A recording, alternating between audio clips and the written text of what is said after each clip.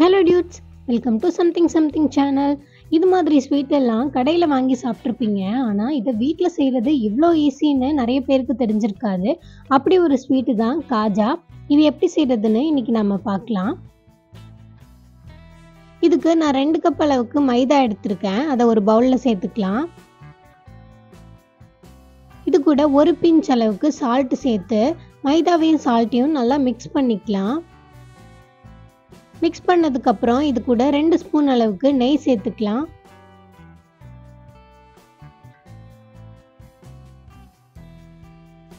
இப்போ இதையும் நல்லா மிக்ஸ் பண்ணிடலாம்.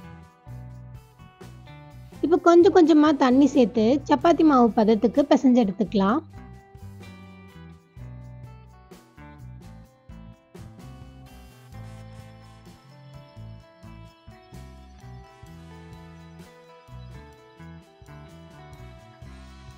அவ்வளோதான்.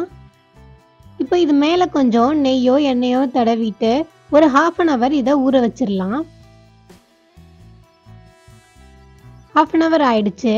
மாவு நல்லா சாஃப்டாக ஊறி வந்திருக்கு. இப்போ இதை நான் 4 பார்ட்டாக பிரிச்சுக்கிறேன்.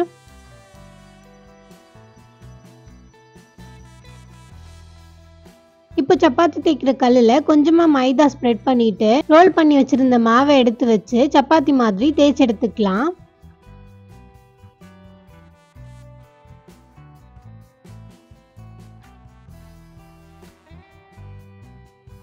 இதே மாதிரி 4 பால்ஸையுமே தேய்ச்சி எடுத்துக்கலாம். தேய்ச்சி எடுத்ததுக்கு அப்புறம் சப்பாத்தி கல்லில் கொஞ்சமாக மைதா ஸ்ப்ரெட் பண்ணிட்டு நம்ம தேய்ச்சி வச்சதுல இருந்து ஒரு சப்பாத்தி எடுத்து இது மேலே வச்சுக்கலாம்.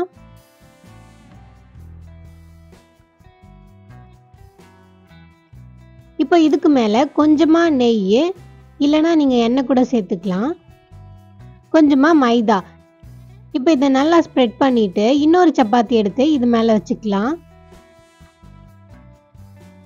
இதே மாதிரி மறுபடியும் நெய் கொஞ்சம் மைதா இது மாதிரி ஸ்ப்ரெட் பண்ணிட்டு அடுத்த சப்பாத்தி எடுத்து மேலே வைக்கணும். இது மாதிரி 4ஐயுமே நம்ம ஒன்று மேலே ஒன்று அடுக்கிக்கலாம்.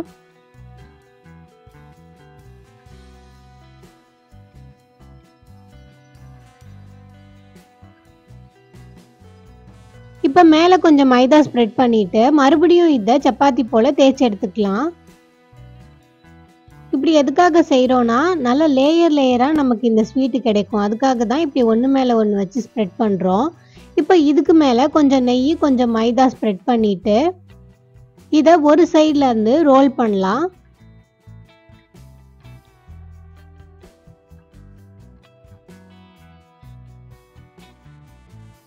இப்போ இந்த எண்டில் கொஞ்சமாக வாட்டர் அப்ளை பண்ணுறேன்.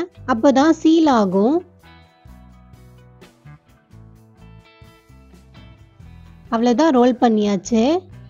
பாருங்கள் எப்படி லேயராக வந்திருக்கு. இப்போ இதை ஒரு கத்தி வச்சு சின்ன சின்ன பீசஸாக கட் பண்ணிக்கலாம்.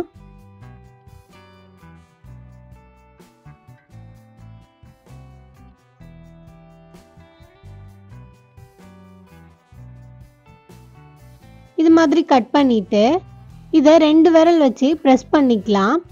நம்ம கையால் ப்ரெஸ் பண்ணாலே போதும். சப்பாத்தி தேய்க்கிற கட்டையால் பண்ணோன்னா ரொம்ப சப்பையாயிடும். அப்போ லேயராக வராது. இதே மாதிரி எல்லாத்தையும் செஞ்சு எடுத்துக்கலாம். இப்போ ஒரு கடாயில் நான் 2 கப் மைதா எடுத்ததுனால 2 கப் அளவுக்கு சுகர் ஆட் பண்ணிக்கிறேன். அது கூடவே 1/2 கப் அளவுக்கு தண்ணி சேர்த்துக்கிறேன். இப்போ ஸ்டவ் ஆன் பண்ணி இதை ஒரு பாகா காய்ச்சி எடுத்துக்கலாம். இது கூடவே ஒரு 3 ஏலக்காய் தட்டி சேர்த்துக்கிறேன்.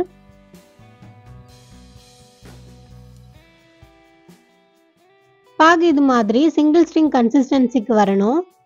வந்ததும் ஒரு 10 சொட்டு போல் லெமன் ஜூஸ் விட்டு நல்லா மிக்ஸ் பண்ணிவிட்டு ஸ்டவ் ஆஃப் பண்ணிடலாம்.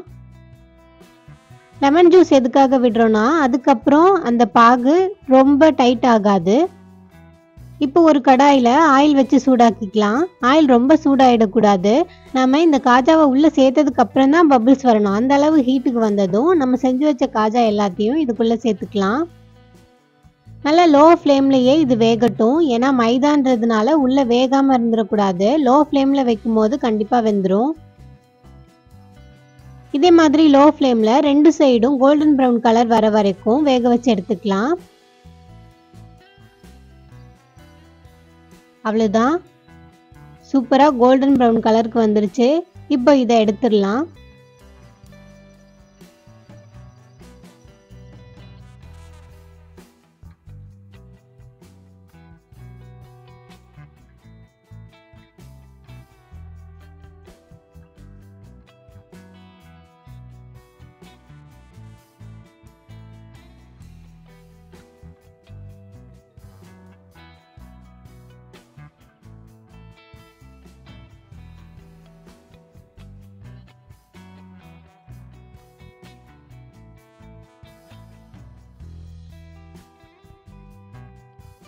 இப்போ நாம ஆல்ரெடி செஞ்சு வச்ச சீனி பாகை பாருங்க.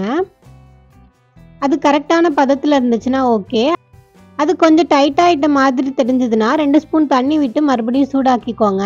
எனக்கு கரெக்டாக இருக்குது.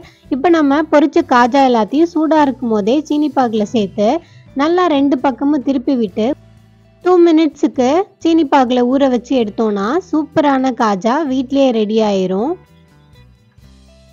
இதே மாதிரி நீங்களும் செஞ்சு பார்த்துட்டு எப்படி இருந்துச்சுன்னு கமெண்ட்டில் சொல்லுங்கள்.